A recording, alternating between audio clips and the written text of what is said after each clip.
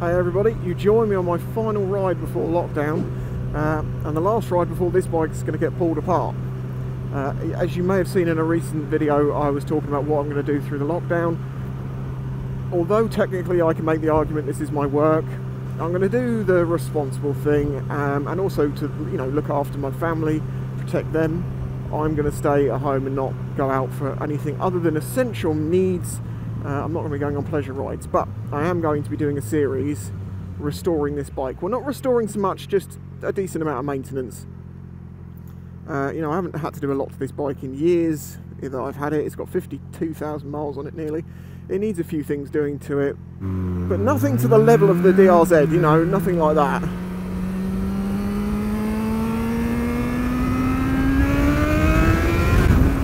Oh, that's why I love this bike!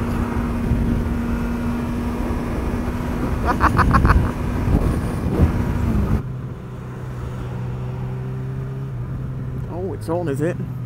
I'll take the inside line.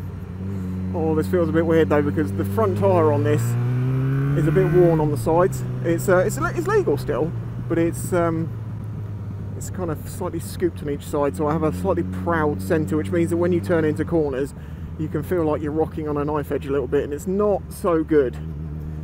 I should have replaced this tyre a little while ago, but this is my workhorse. I'll get my money's worth out of the tyres. So I know for a fact I need to get a set of tyres on this bike. I've already got brake pads. I bought those a while ago for the front. But when I take the calipers off, I will be looking at whether I need to do a full rebuild on them, replace the piston, pots, everything, because they are pretty old. It all depends on how well they clean up.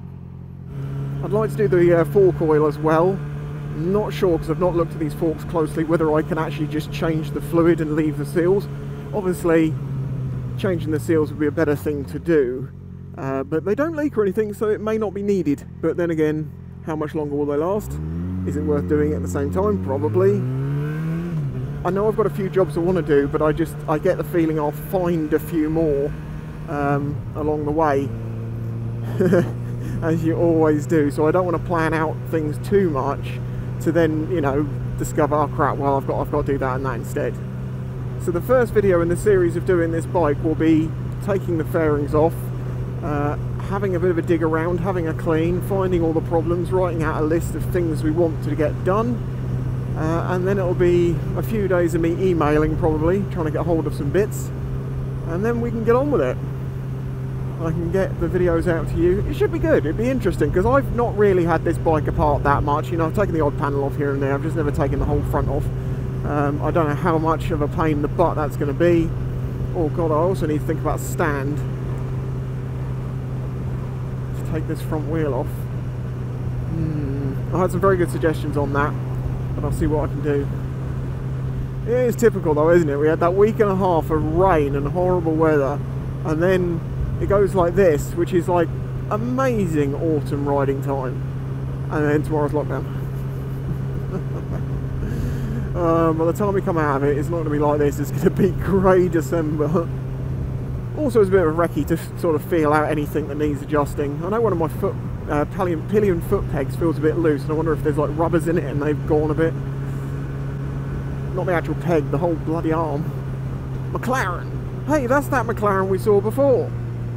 A long while ago, it was in a thumbnail. Yeah, so these tyres don't feel fantastic. They still work. Hey, this is obviously everyone enjoying the last blast. Oh, dead badger. Squadger.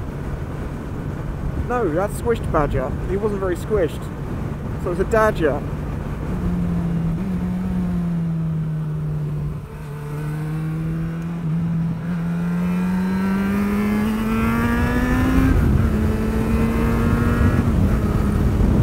Yeah, don't like the tyre, it feels dodgy and weird. It's not round, it's basically the problem. So that's going to be an interesting one, because as soon as I get the tyres on it, it's going to instantly feel a million times better. So with all the work I'm planning to do, it should be pretty good. This bike should go on for a long while. You know, I've considered in the past selling the DRZ and the XJ6 and buying something different, but I can't really separate myself from the DRZ. And I could sell this and buy something else. You know, there are plenty of options out there. But this is just doing the job so well. It's just, I think it just got that like, oh, it'd be nice to have something new. It'd be nice to have something new, but I don't need it. And it wouldn't necessarily be a financially advisable thing to do, because this bike is old. It's lived this long. Ride it out for its days. That's not good for YouTube, because, you know, you've got to have new, exciting stuff all the time. But I get to review bikes, I guess it's that. Oh, this is beautiful. I hope it's dry. That'll be absolutely amazing.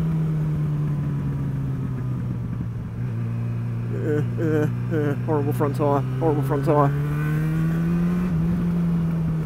I do wonder, because I've noticed that the front tyre goes down in pressure quite a little bit faster than the rear one, and I'm wondering if it's if the valve is a bit dodgy and it's maybe very slowly leaking air. It can even have a really, really slow puncture.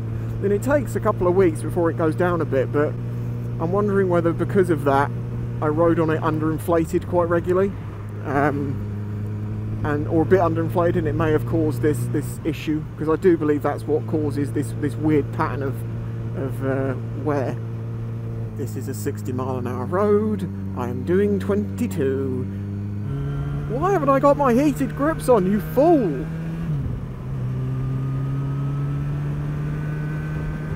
You're ruining my ride, man. This is not cool. Not cool. 24 and a 60. Alright, I know this isn't a section you're going to necessarily do 60 in a car anyway. But come on.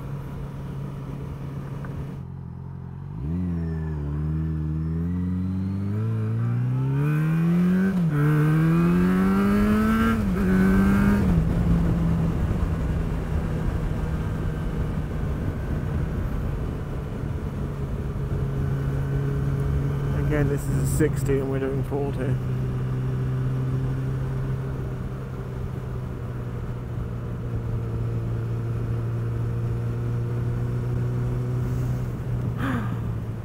Stop ruining my fun, you bastards.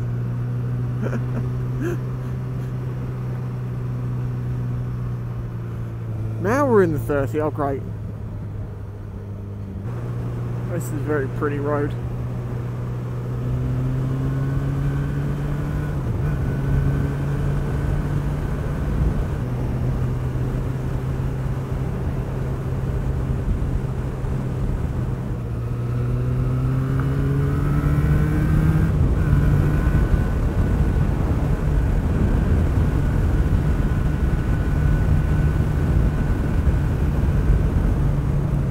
Everyone's got the right idea about this road then.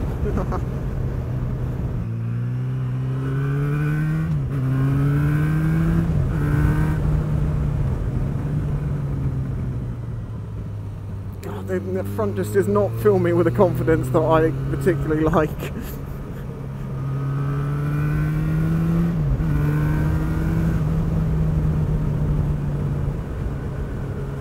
But wow. Road.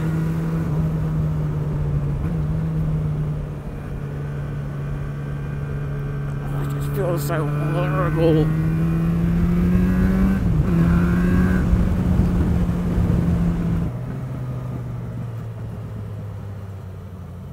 See, it's this bit, it's that bit in the turn, it just feels like clunky.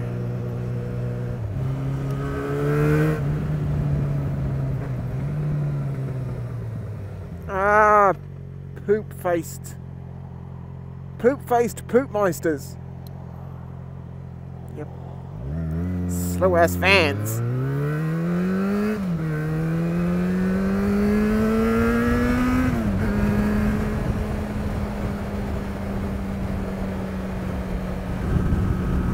Another reason I wanted to go for a reasonable ride today is I actually want to get some of the fuel out of this bike, because I don't want it to be super heavy for when I'm doing stuff on it, particularly if I want to get the front wheel off and have the back end of the bike down and the front wheel up. Obviously I've got more weight at the back, less at the front. So less fuel in it will be advantageous, which means drop a gear, right? That'll suck through the juice. Oh, this is something that gets asked quite a lot in videos. What is this place? What's with this? Like, what is it? It's a fort. It's one of the old forts that's on top of the hill. Yes, that cannon is there. They may have used it fired from up here. I'm not sure exactly what they did with the cannons, but we did have artillery and stuff here. Because basically you can see out into the English Channel, into the Solent, and see if any of the French are coming.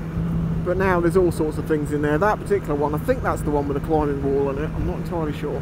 But yeah, they're all used still. They're also, one of them's like a museum you can go and visit when we're not in lockdown. Okay, well that draws an end to my last ride before lockdown. Pleasure ride, that is. I'll still be riding to the shops, but it's not very far and it's not really long enough in most cases to actually, you know, make a video. But it was a good recce run to see how the XJ6 is. Most things feel good. Bike generally feels good, but yeah, I think it must be just that front tyre that's making the front feel as weird as it is. But we'll know more when we start pulling it apart. I'm pretty sure it's just going to be that. The bearings are fine. The suspension's not pogoing or anything like that, you know, really badly. So it could be old fork oil and a dodgy tyre giving a pretty minging in mid-corner feel.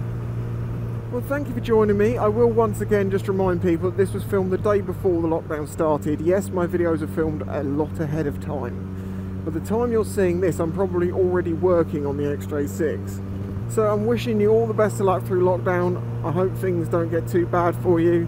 I will try and do my best to keep you entertained. If you've enjoyed this video as ever, please hit that like button, subscribe if you're new here, or even if you're not new here and you're not subscribed for some reason, hit the button, I'd appreciate it. And lastly, if you'd like to and you can help support this channel, please do that through Patreon, links in the description.